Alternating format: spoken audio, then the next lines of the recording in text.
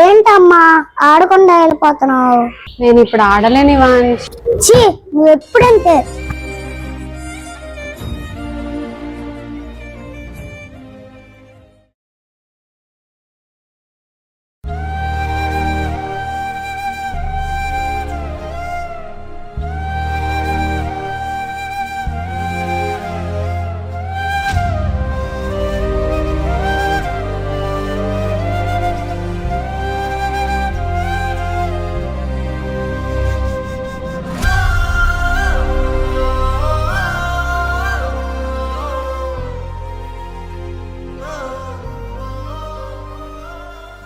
అరే యవాంష్, దారా ఆడుకుందాం.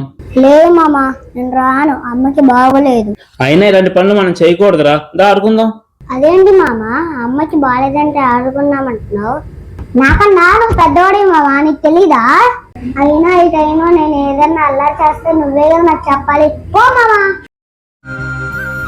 సారీ రా యవాంష్, మన ఇద్దరం కలిసి అమ్మ హెల్ప్ చేద్దాం. సరే మామా. ప్రతి తల్లికి ఇలా అర్థం చేసుకునే కొడుకులుంటే ఏ తల్లికైనా ఇంకేం కావాలి? Subscribe to my channel.